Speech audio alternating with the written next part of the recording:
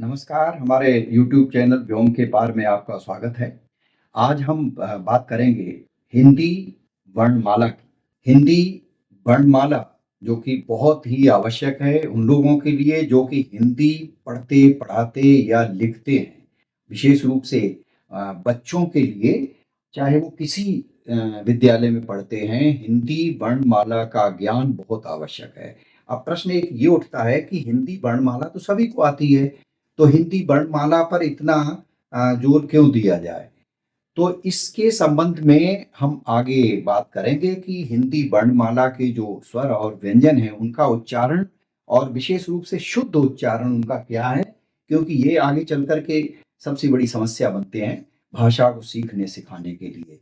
तो ये जो हिंदी वर्णमाला है, ये आज हम विशेष रूप से दिल्ली के जो सरकारी विद्यालय हैं, पब्लिक स्कूल्स हैं, एमसीडी के स्कूल्स हैं या केंद्रीय विद्यालय जो पूरे देश भर में हैं, उनके बच्चों के लिए, नवोदय के बच्चों के लिए, नवोदय विद्यालयों के बच्चों के लिए और जो देश-विदेश में बच्चे पढ़ते हैं, जो लोग रहते हैं और वे लोग जो कि हिंदी से जुड़े हुए हैं किसी न किसी रूप में, तो उनके लिए आज हम हिंदी वर्णमाला की कुछ खास-खास बातें यहाँ आपके साथ साझा करेंगे। हिंदी वर्णमाला में स्वर और व्यंजन, ये स्वर और व्यंजन सब मिलकर के हिंदी की पूरी वर्णमाला बनती है। तो हम इनको जो आप सामने यहाँ देख रहे हैं हिंदी की पूरी वर्णमाला, इसमें स्वर भी हैं, व्यंजन भी हैं, अंतस्थ भी हैं, ऊष्म भी हैं, संयुक्ताक्षर भी हैं। इनका हम एक साथ उच्चारण करेंगे, इनको पढ़ेंगे और आप इस पर ध्यान देंगे। तो सबसे पहले स्वर हैं, उसके बाद फिर व्यंजन है, फिर संयुक्ताक्षर है। तो इसका उच्चारण जो सही तरीका है वो है अ, आ, इ, ई, उ, ऊ, ए, आई, ओ, औ, अं, अः और री। इसके बाद व्यंजन आते हैं क, ख, ग, घ, ङ, च, छ, ज, झ, ञ, ट, ठ, ड, ढ, ण, त, थ, द, ध, न, प, फ, ब, भ, म, य, र, ल, व, श, ष, स, ह, क्ष, त्र, ज्ञ, श्र, ळ और ढ। ये हिंदी वर्णमाला के पूरे स्वर और व्यंजन रहे। अभी हमने हिंदी की पूरी वर्णमाला का उच्चारण किया जिसमें स्वर और व्यंजन सभी थे, एक साथ थे।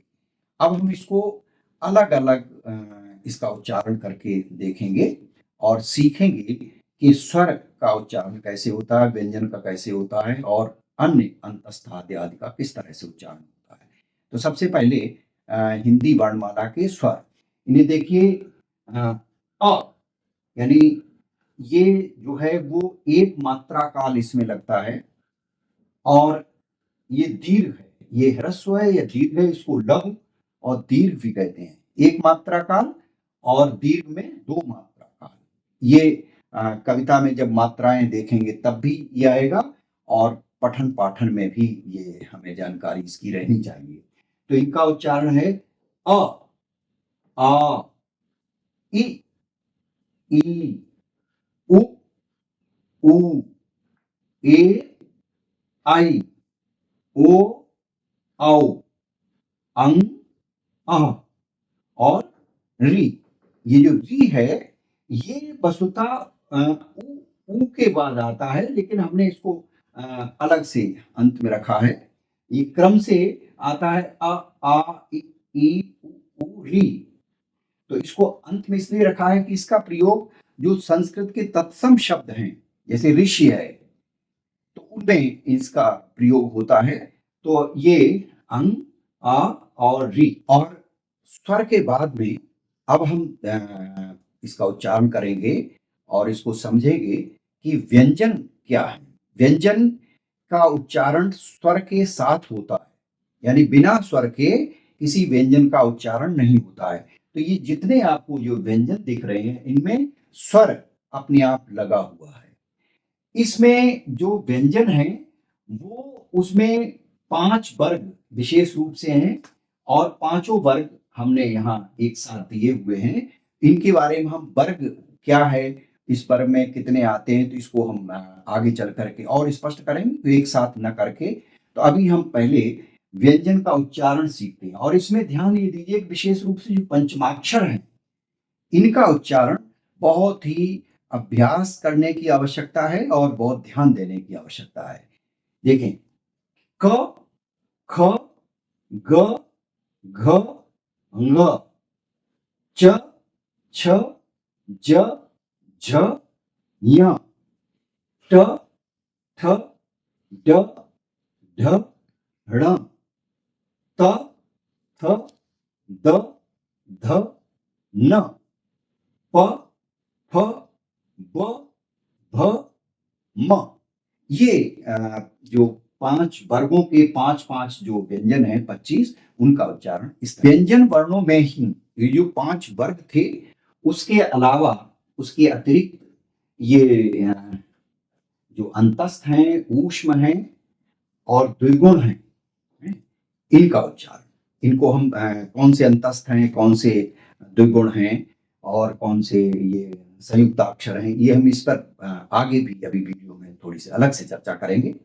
तो इसमें य, र, ल, व, श, ष, स, ह, क्ष, त्र, ज्ञ, श्र, ळ, ढ, अं, अ।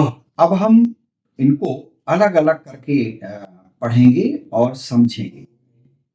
ये देखने में आसान लगता है लेकिन ये ही समझना बहुत आवश्यक है, बहुत ध्यान से इसको देखिए। तो सबसे पहले हम इनके जो 5 वर्ग हैं, क वर्ग, च वर्ग, ट वर्ग, त वर्ग और प वर्ग, इनमें 5-5 व्यंजन होते हैं और इन पांचों का उच्चारण स्थान क्या है और उनका उच्चारण किस तरह से होता है, इस पर हम अब बात करेंगे। तो ये सबसे पहले हम लेते हैं क वर्ग।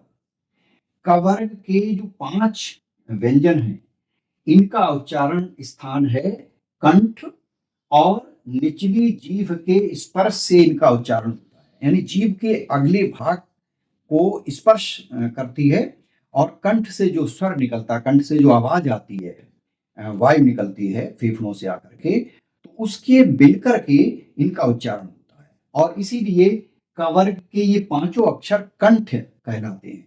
अनेक बार इस तरह के प्रश्न आते हैं कि क वर्ग का उच्चारण स्थान क्या है, तो उसका उच्चारण स्थान है कंठ। तो ये कंठ से और निचली जीभ के स्पर्श से इनका उच्चारण होता है और इस स्थल से, मुंह के इस स्थल से, इस जगह से केवल और केवल क वर्ग का ही उच्चारण हो सकता है और किसी का नहीं। तो देखें, क, ख, ग, घ, ङ, यानी 5 के पांचों एक ही स्थल से उच्चारित होते हैं। कंठ से जो स्वर निकलता है, कंठ से आवाज आती है और जीभ का जो निकला अगला हिस्सा है वो थोड़ा सा स्पर्श करता है और तब इनके उच्चारण होते हैं। अगला व्यंजन का वर्ग है च वर्ग। च वर्ग का उच्चारण स्थान है तालु और जीभ, यानी तालु से जीभ स्पर्श करती है तब ये 5 के पांचों व्यंजन वहां से उच्चारण उनका होता है और केवल इस स्थल से, मुख के इस स्थल से केवल और केवल इन्हीं 5 व्यंजनों का ही उच्चारण होता है। स्वर इनमें मिला हुआ है, ये हमने पहले ही बताया था। तो ये तालु और जीभ के स्पर्श से जो उच्चारण होता है च वर्ग का, उनका उच्चारण इस तरह से होगा कि च, छ, ज, झ, य। आप देखें कि जीभ का अगला जो भाग है, अगला हिस्सा है, वह तालु से थोड़ा सा स्पर्श करता है और वहीं से इसका उच्चारण होता है, यानी च, छ, ज, झ, य। और अगला जो वर्ग है वो है ट वर्ग। ट वर्ग का उच्चारण स्थान है मूर्धा और जीभ, यानी जीभ स्पर्श करती है मूर्धा को, जैसे च वर्ग में तालु को स्पर्श करती थी, इसमें मूर्धा को यानी तालु से थोड़ा सा और ऊपर की तरफ स्पर्श करती है, तब इनका उच्चारण होता है। और जीभ स्पर्श करके एक चटकारे के साथ में यानी झटका से हटती है, तब इनका ट वर्ग का उच्चारण होता है। तो देखें इसका उच्चारण, और इनका उच्चारण स्थान है मूर्धन्य, क्योंकि मूर्धा से जीभ लग करके इनका उच्चारण होता है, इसलिए इन ट वर्ग का उच्चारण स्थान है मूर्धन्य, मूर्धन्य। तो ये इनका उच्चारण होगा ट, थ, ड, ढ, ण, यानी जीभ मूर्धा से को स्पर्श करती है और झटके से पीछे हटती है, तब इनका उच्चारण होता है ट, ट वर्ग।